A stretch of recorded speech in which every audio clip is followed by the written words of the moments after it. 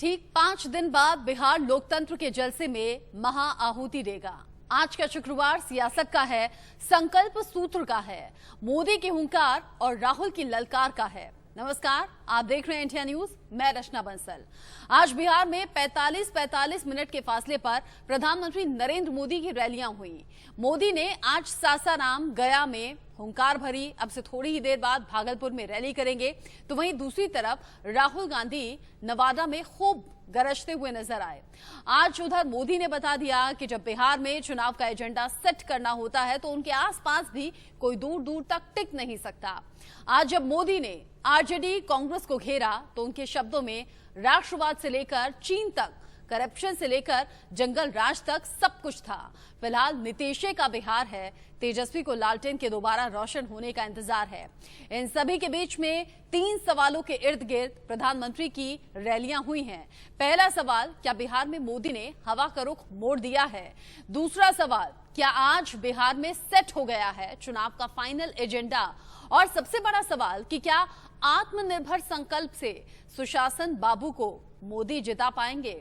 और इन सभी सवालों के इर्द गिर्द घूमती हुई ये रैलियां अब से थोड़ी देर बाद जब भागलपुर में प्रधानमंत्री नरेंद्र मोदी बोलना शुरू करेंगे, वो भी हम आपको सुनवाएंगे। लेकिन बिहार की जनता क्या जानती है, क्या समझती है, बिहार में विकास कितना हुआ है, कितना नहीं हुआ है, ये इंडिया न्यूज की टीम लगातार जमीनी हकीकत जानने की कोशिश कर रही है। ग्राउंड जीरो से हम लगातार आपको रिपोर्ट दिखा रहे हैं, पहुंचा रहे हैं। बिहार में चुनावी दांवपेच चरम पर है, ये वक्त ही ऐसा है। एक तरफ पीएम मोदी गरज रहे हैं तो दूसरी तरफ कांग्रेस सांसद राहुल गांधी ने पीएम मोदी और उनकी नीतियों को लेकर ललकारा। पीएम मोदी ने सासाराम और गया में महागठबंधन की नीतियों और उनकी गंदी राजनीति पर सवाल उठाए, तो राहुल गांधी ने नवादा के हिसुआ विधानसभा क्षेत्र में जनसभा को संबोधित करते हुए पीएम मोदी के चीन के मुद्दे पर उन्हें झूठा बता दिया। कहा कि झूठ बोलते हैं, राष्ट्रवाद को बार बार मुद्दा बनाते हैं।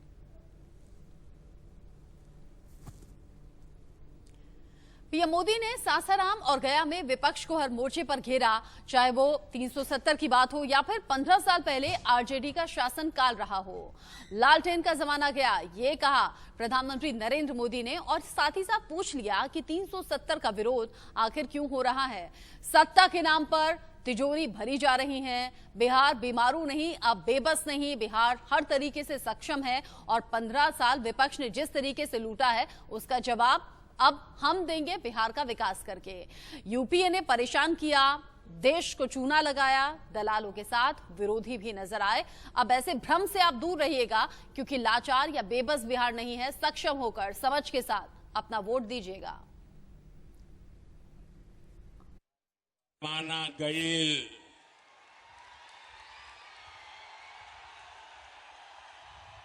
पिछले 6 सालन में बिजली के खपत 3 गुना बढ़ गई बाटे। जम्मू कश्मीर से आर्टिकल 370 हटने का इंतजार देश बरसों से कर रहा था या नहीं?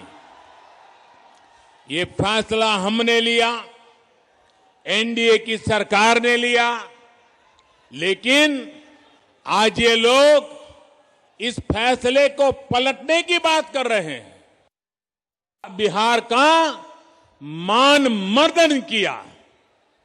आपने बहुत विश्वास के साथ इन्हें सत्ता सौंपी थी, लेकिन इन्होंने सत्ता को अपनी तिजोरी भरने का माध्यम बना लिया। बिहार के लोगों ने मन बना लिया है, बिहार के लोगों ने ठान लिया है कि जिनका इतिहास बिहार को बीमारू बनाने का है, उन्हें आसपास भी नहीं फटकने देंगे। बिहार के विकास की हर योजना को अटकाने और लटकाने वाले ये लोग हैं जिन्होंने अपने 15 साल के शासन में लगातार बिहार को लूटा। 10 साल तक इन लोगों ने दिल्ली में यूपीए की सरकार में रहते हुए बिहार पर बिहार के लोगों पर अपना गुस्सा निकाला। देश ने किसानों को बिचौलियों और दलालों से मुक्ति दिलाने का फैसला लिया तो ये बिचौलियों और दलालों के पक्ष में खुलकर मैदान में है। भाई और बहनों, इन लोगों को आपकी जरूरतों से कभी सरोकार नहीं रहा। इनका ध्यान रहा है अपने स्वार्थों पर, अपनी तिजोरी पर।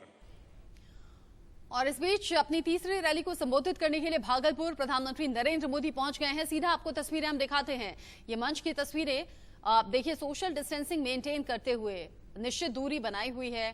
प्रधानमंत्री नरेंद्र मोदी मास्क लगाकर एक निश्चित दूरी बनाकर नीतीश कुमार से बैठे हैं और 2 गज की दूरी बहुत है जरूरी है संदेश बार बार। और आज बिहार की सरजमी पर पहुंचे हैं। इससे पहले सासाराम और गया में चुनावी रैली को संबोधित किया। कहा कि एनडीए उम्मीदवार को जिताना है और साथ ही साथ विपक्ष पर भी निशाना साधने से चूके नहीं। विपक्ष पर भी निशाना साधते हुए कह दिया कि भ्रष्टाचार खूब हुआ है, लेकिन अब बिहार न तो बीमारू है न बेबस है, सोच समझकर अपने वोट का इस्तेमाल करेगा।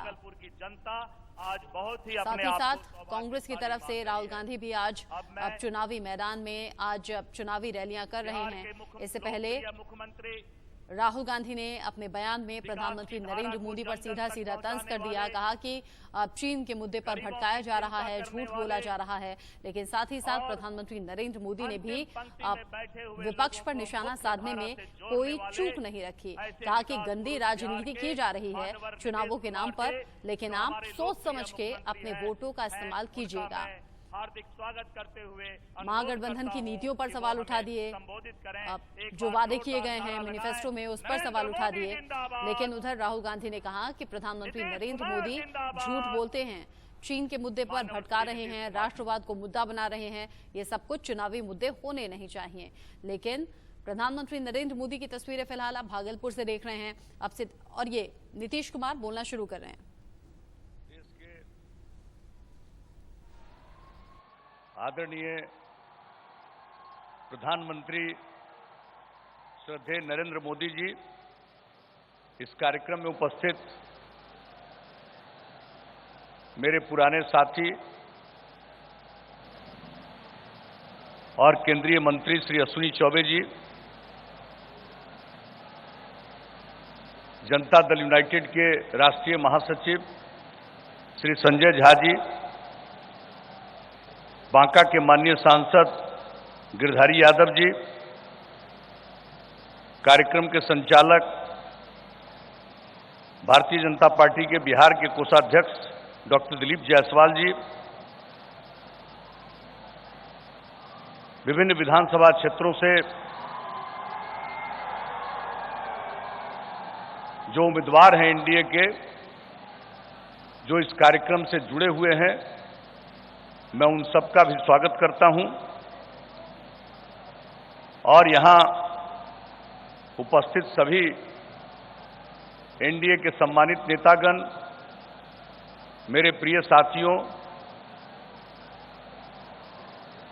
प्रिंट एवं इलेक्ट्रॉनिक मीडिया से जुड़े पत्रकार मित्रों, छायाकार बंधुओं और इस कार्यक्रम में उपस्थित बहनों एवं भाइयों,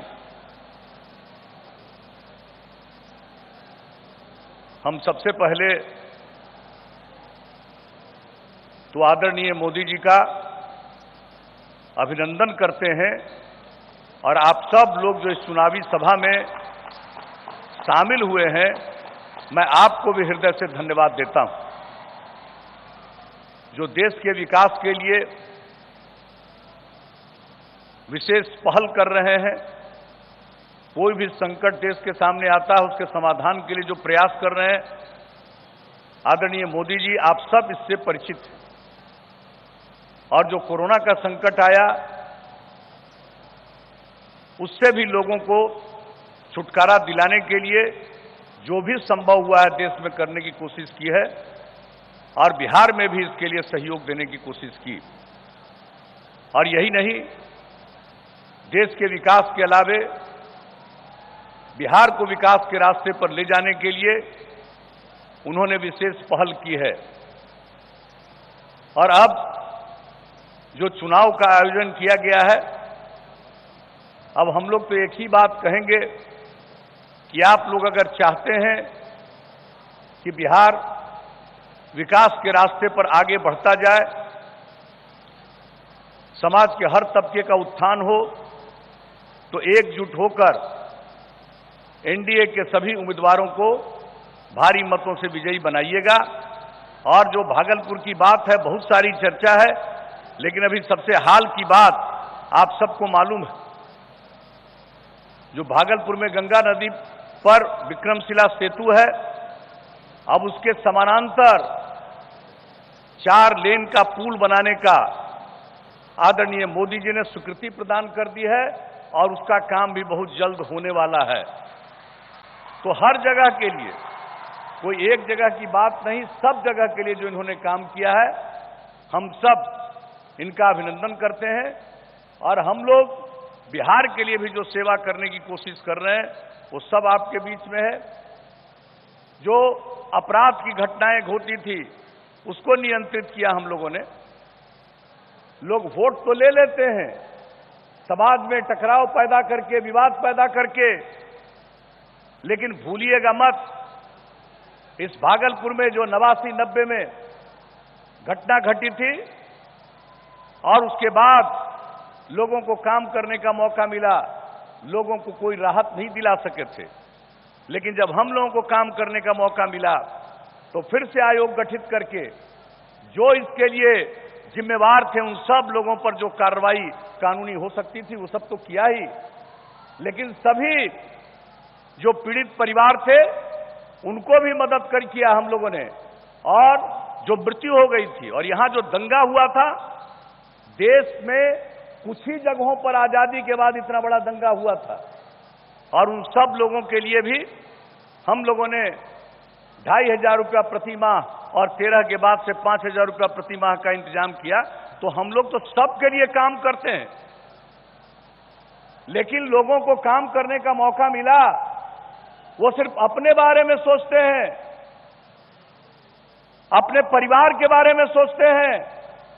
और कुछ लोगों के लिए, ऐसे लोगों के लिए परिवार है, पति पत्नी बेटा बेटी, यही परिवार है। और हम सब लोगों के लिए पूरा बिहार एक परिवार है, और हर सदस्य की रक्षा करना, हर सदस्य की सेवा करना हम लोगों का फर्ज है, यही हम लोगों का कर्तव्य है, और आपकी सेवा करना ही हम लोगों का धर्म है। इसलिए आपके बीच में हम तो अपील करते ही हैं, लेकिन हम सब आए हैं अभिनंदन करने आदरणीय मोदी जी का, जो समय निकाल करके बिहार के चुनाव के लिए भी समय निकाल करके आए हैं। और आप लोगों से अपील करेंगे और जो काम है उसकी चर्चा करेंगे। तो इसलिए हम तो यही आपको कहने आए हैं कि भाई एकजुट होकर के समाज के हर तबके के लोगों से अनुरोध करेंगे, एकजुट होकर के बिहार को नई ऊंचाइयों पर ले जाना है और आगे विकास के रास्ते पर इसको चलना है, सबको विकसित करना है, सबकी आमदनी बढ़ाना है। तो इसके लिए एक एक वोट आप एनडीए के उम्मीदवारों को दीजिएगा। इन्हीं शब्दों के साथ आप सब यहां पर उपस्थित हुए हैं श्रद्धेय मोदी जी की बात सुनने के लिए, हम लोग भी बात सुनने के लिए हम लोगों की भी रुचि रहती है। तो इन्हीं शब्दों के साथ मैं पुनः आदरणीय मोदी जी का अभिनंदन करता हूं, और आप सबको यहां की उपस्थिति के लिए भी आपका भी अभिनंदन करता हूं। और इन्हीं शब्दों के साथ अपनी बात समाप्त करके अब मैं आप सबसे इजाजत लेता हूं। प्रधानमंत्री महोदय, आपको आमंत्रित करने के पहले भागलपुर के जनता के दिल में जो चल रहा था 5-7 दिनों से, जो उनकी भावना थी, मैं आपके पास पहुंचाना चाहता हूं। इस बार जो प्रधानमंत्री नरेंद्र मोदी जी हमारे बीच आए हैं, राम लल्ला के लिए राम मंदिर का शिलान्यास करके आए हैं। यहां की जनता इसीलिए बहुत खुश है। इस बार जो प्रधानमंत्री जी आए हैं, 370 धारा और एनआरसी की समाप्ति करके, वो हमारे नरेंद्र मोदी जी आए हैं। जोरदार ताली बजाकर हमारे प्रधानमंत्री जी का स्वागत करें। भागलपुर की एक एक जनता ताली बजाकर स्वागत करें प्रधानमंत्री नरेंद्र मोदी जी।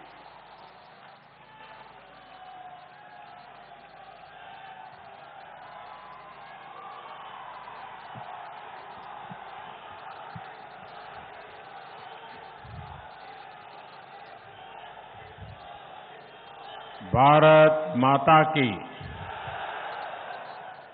भारत माता की, भारत माता की।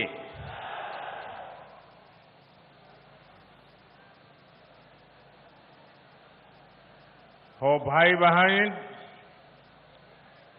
सब हमें दानवीर कर्ण के ये चंपानगरी आरो मंदार पर्वत, बाबा बासुकीनाथ,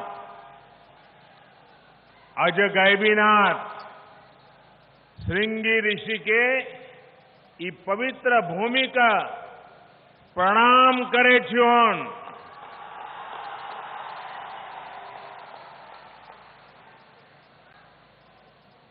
बिहार के लोकप्रिय मुख्यमंत्री मेरे मित्र श्रीमान नीतीश कुमार जी, केंद्रीय मंत्रिमंडल के मेरे सहयोगी अश्विनी कुमार चौबे जी, एनडीए के सांसदगण, विधायकगण और मेरे प्यारे भाई और बहनों, भागलपुर, बांका, मुंगेर, शेखपुरा, लखीसराय, जमुई और पटना जिलों के सभी साथी जो यहां पधारे हैं और हजारों की संख्या में जो डिजिटल तरीके से इस सभा से जुड़े हैं, आप सभी का भी मैं अभिनंदन करता हूं। भाइयों और बहनों,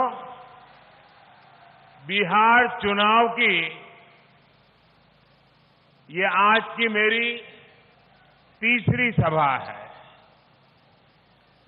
नीतीश जी की अगुवाई में भाजपा, जेडीयू, हम पार्टी और वीआईपी के गठबंधन के पक्ष में बिहार का मत स्पष्ट है।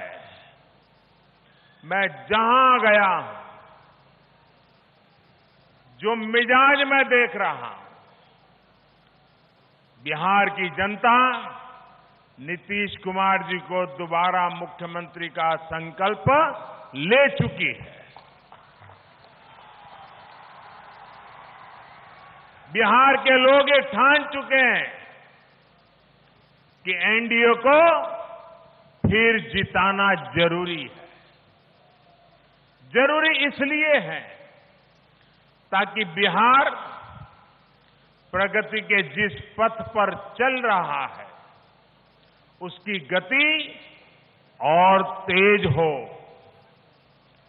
जरूरी इसलिए है ताकि देश को सशक्त करने के लिए जो फैसले लिए गए हैं वो बिहार में भी तेजी से लागू हो, वरना एनडीए के विरोध में आज जो लोग खड़े हैं वो देश हित के हर फैसले का विरोध कर रहे हैं। जम्मू कश्मीर से धारा 370 हटाने का फैसला हो, ये लोग विरोध कर रहे हैं।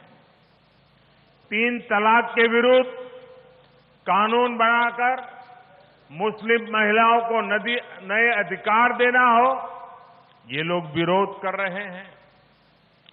भारत की जांबाज सेना आतंकियों पर कोई कार्रवाई करे, सरहद पर तिरंगे की शान बढ़ाए, ये लोग विरोध में हैं। सुप्रीम कोर्ट अयोध्या में भव्य राम मंदिर बनाने को कहे, ये लोग उसका भी विरोध करते हैं। राष्ट्रहित में कोई भी कुछ भी फैसला ले, ये लोग विरोध में है। हमेशा विरोध में रहने वाले ये लोग बिहार को विकास नहीं, बर्बादी के पुराने रास्ते पर ही ले जाएंगे।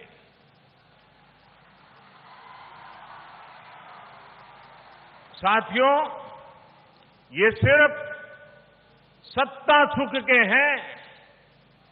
आपकी जनता की सेवा से, आपकी जरूरतों से इन लोगों का कोई सरोकार नहीं है। जब जब बिहार ने इन लोगों पर विश्वास किया है, बिहार के साथ, बिहार के गौरव के साथ विश्वासघात किया गया है। बिहार को लूटकर इन लोगों ने अपने परिवार की तिजोरियां भरी हैं, अपने रिश्तेदारों को अमीर बनाया है। समाज के अन्य वर्ग, हमारे दलित, महादलित, पिछड़े, अति पिछड़े, आदिवासी, गरीब, इनके परिवार की चिंता इन लोगों ने कभी नहीं की। सिर्फ अपना परिवार का भला, सिर्फ अपने रिश्तेदारों का भला, इससे आगे कुछ नहीं।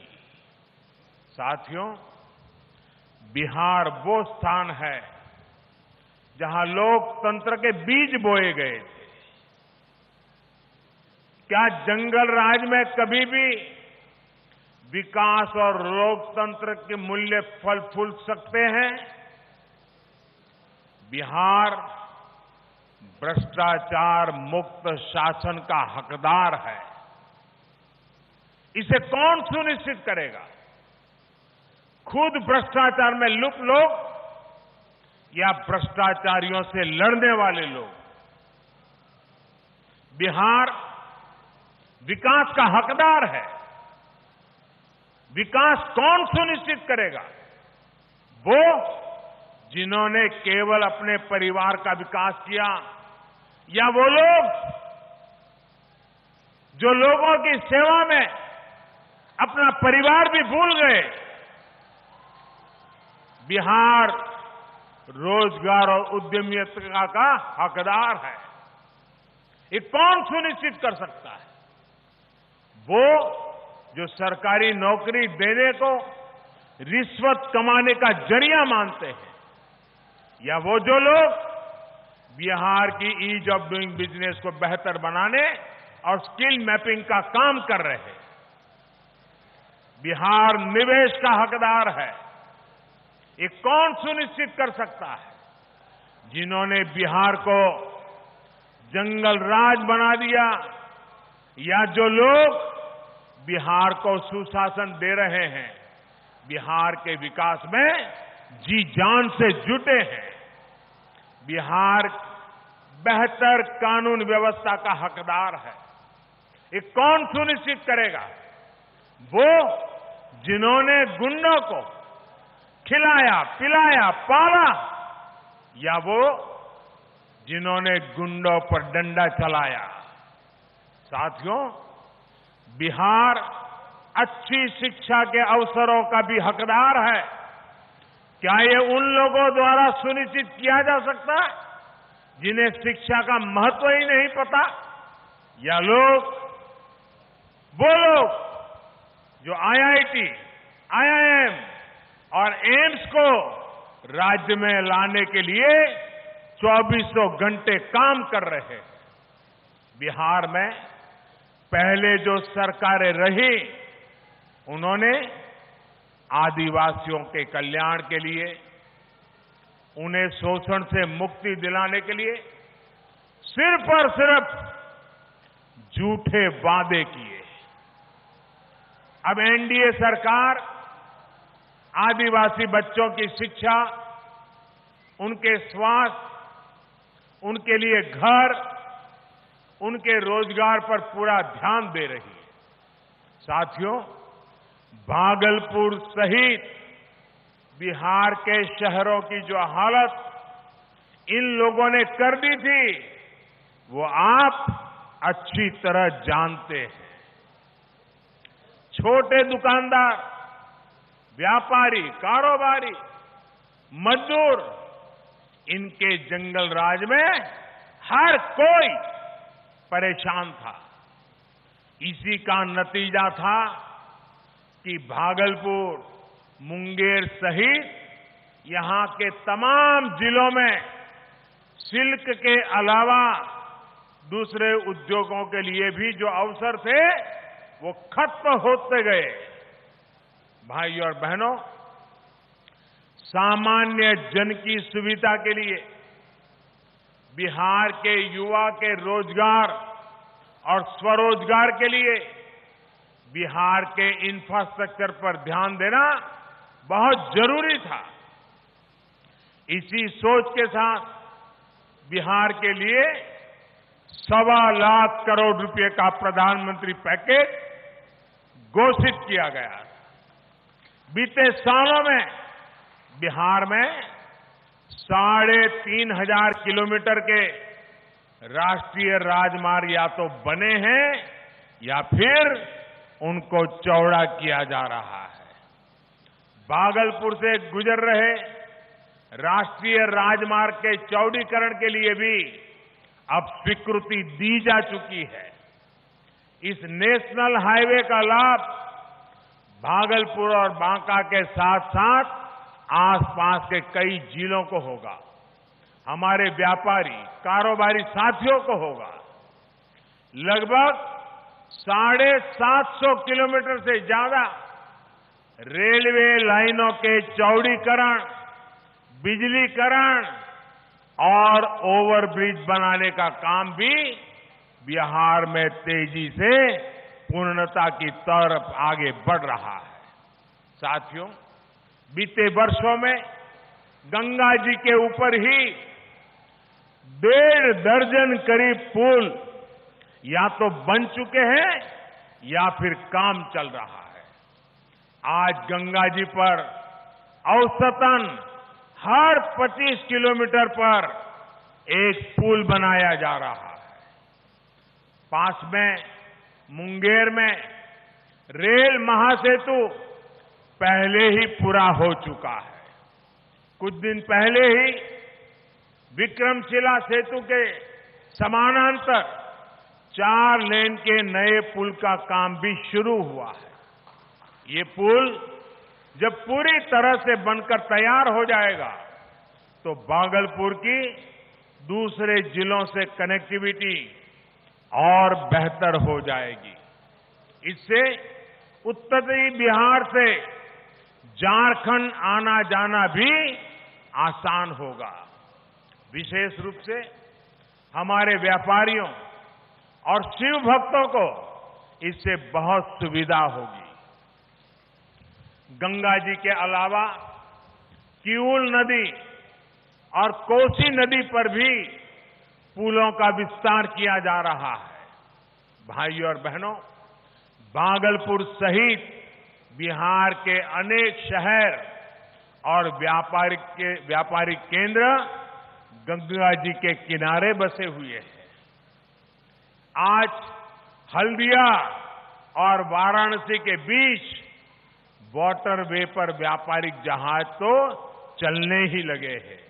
इसे अब और बड़े जहाजों के लिए भी तैयार किया जा रहा है। इससे भागलपुर को भी सस्ती और कम प्रदूषण वाली कनेक्टिविटी मिलेगी।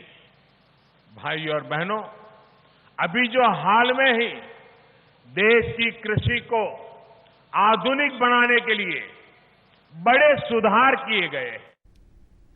सासाराम गया के बाद भागलपुर से प्रधानमंत्री नरेंद्र मोदी को आप सुन रहे थे। व्यापार हुए एक बार फिर से रुख करेंगे भागलपुर का। एनडीए के विरोधी दल जब किसानों के लिए कुछ कर नहीं पाए तो अब किसानों को लगातार झूठ बोलने में जुट गए। आजकल ये लोग एमएसपी को लेकर अफवाहें फैला रहे हैं। भाइयों और बहनों, ये एनडीए की ही सरकार है जिसने किसानों को लागत का 1.5 गुना एमएसपी देने की सिफारिश लागू की थी। ये एनडीए की ही सरकार है जिसने सरकारी खरीद केंद्र बनाने और सरकारी खरीद दोनों पर बहुत जोर दिया है।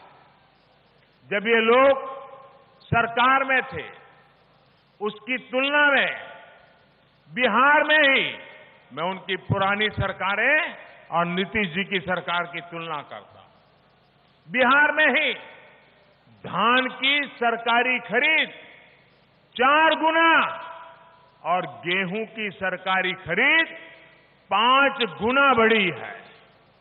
साथियों, इनके पास आज तक इसका जवाब नहीं है कि जब इनकी सरकार थी तब एमएसपी पर फैसला क्यों नहीं लिया, क्यों इन लोगों के समय में किसानों से इतना कम अनाज खरीदा जाता था, क्यों इन लोगों ने किसानों की, बिहार के किसानों की परवाह नहीं की।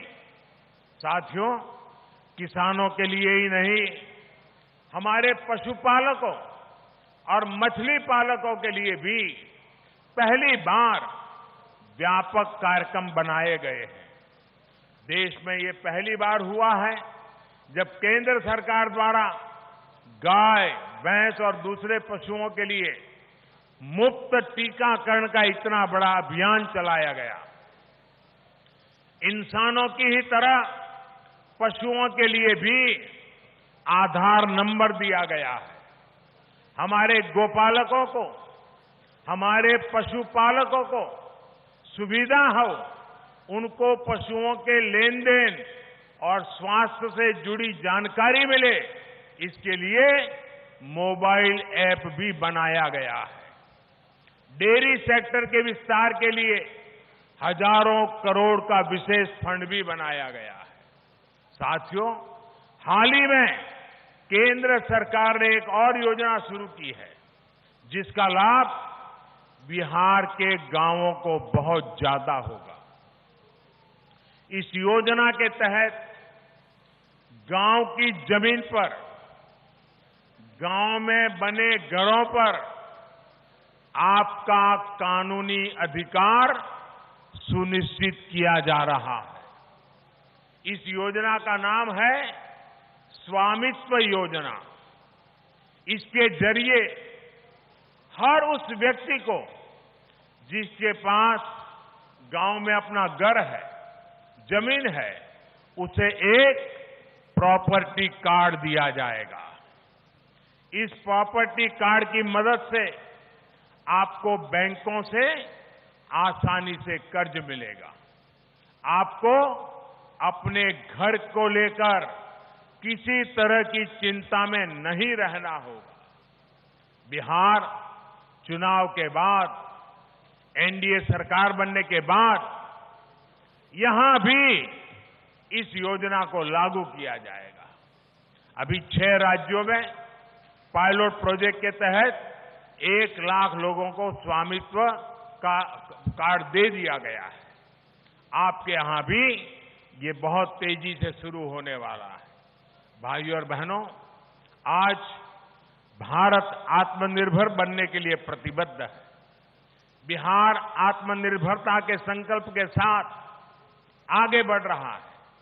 अगर बिहार में विरोध और अवरोध को जरा भी मौका मिला तो बिहार की गति और प्रगति दोनों धीमी पड़ जाएगी। इसलिए नीतीश जी की अगुवाई में भाजपा, जेडीयू, हम और वीआईपी के गठबंधन यानी एनडीए को एक एक वोट पड़ना चाहिए। हर एक किसी का वोट पड़ना चाहिए। एक एक नागरिक का वोट पड़ना चाहिए। और इसलिए आपको मतदान केंद्र पर वोट डालने के लिए जरूर पहुंचना है। हमें कोरोना संक्रमण से बचाव के लिए जो भी जरूरी कायदे हैं उनका हमें पूरा पालन भी करना है। अंत में एक और आग्रह मैं आपसे करूंगा। त्योहारों का सीजन है, इसलिए जो भी खरीदारी आप करेंगे अधिक से अधिक लोकल खरीदेंगे।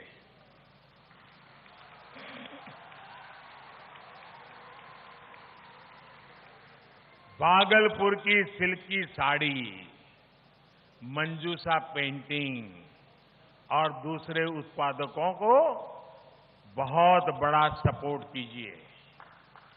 हमारे मिट्टी के हस्तशिल्पियों, दूसरे शिल्पियों के बनाए बर्तन, दिए, खिलौने जरूर खरीदिए।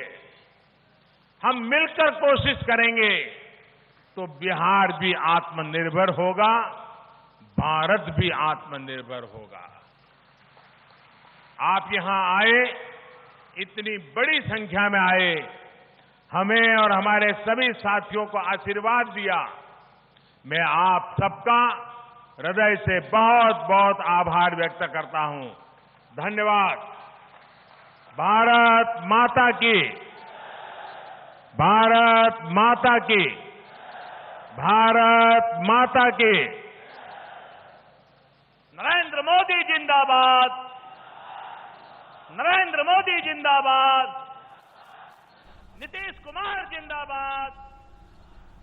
भागलपुर पहुंचे प्रधानमंत्री नरेंद्र मोदी। चुनावी रैली को संबोधित करते हुए प्रधानमंत्री ने एनडीए उम्मीदवारों को एक एक वोट डालने की बात कही और साथ ही कहा कि अगर आप एनडीए को जिताते हैं, अगर आप नीतीश कुमार को फिर से सीएम के तौर पर कुर्सी पर बिठाते हैं तो फिर बिहार के विकास की रफ्तार तेजी से आगे बढ़ेगी। लेकिन अगर यहां महागठबंधन को वोट देकर महागठबंधन को दिया तो फिर बिहार की विकास की रफ्तार धीमी पड़ जाएगी।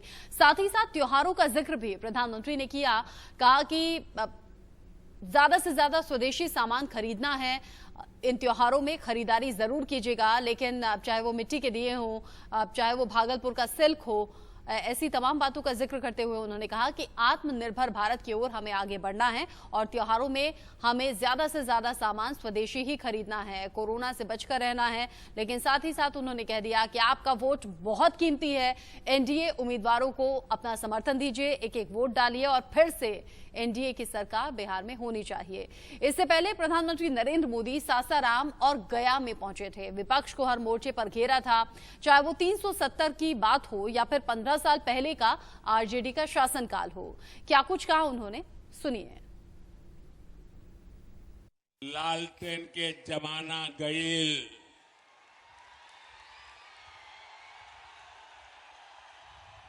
पिछले 6 सालन में बिजली के खपत 3 गुना बढ़ गईल बाटे।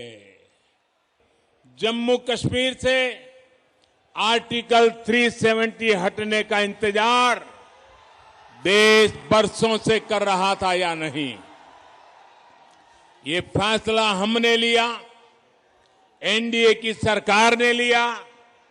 लेकिन आज ये लोग इस फैसले को पलटने की बात कर रहे हैं। बिहार का मान मर्दन किया। आपने बहुत विश्वास के साथ इन्हें सत्ता सौंपी थी, लेकिन इन्होंने सत्ता को अपनी तिजोरी भरने का माध्यम बना लिया। बिहार के लोगों ने मन बना लिया है, बिहार के लोगों ने ठान लिया है कि जिनका इतिहास बिहार को बीमारू बनाने का है, उन्हें आसपास भी नहीं फटकने देंगे।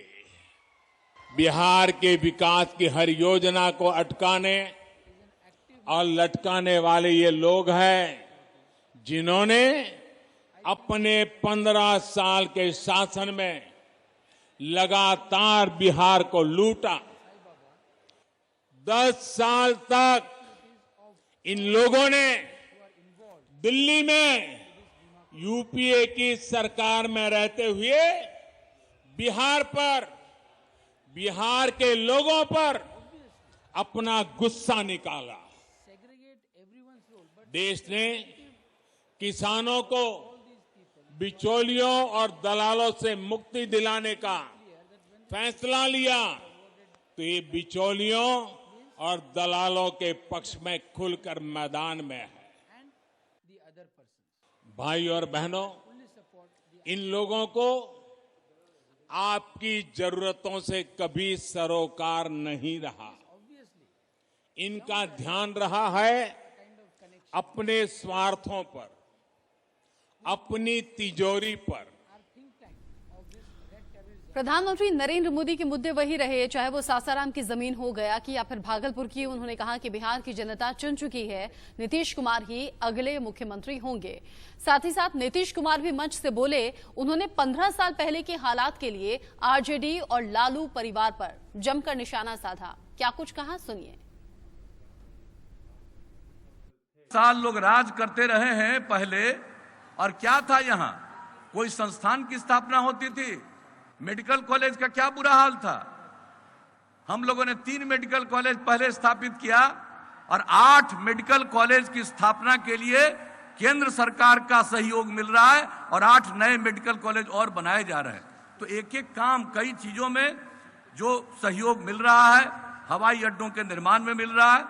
तो केंद्र सरकार के द्वारा बिहार की प्रगति के लिए, बिहार के लोगों के लाभ के लिए योजनाएं चलाई जा रही है। और खास करके बिहार के लिए माननीय प्रधानमंत्री जी ने कई विशेष सहायता दी है और विशेष योजनाएं भी चलाई है।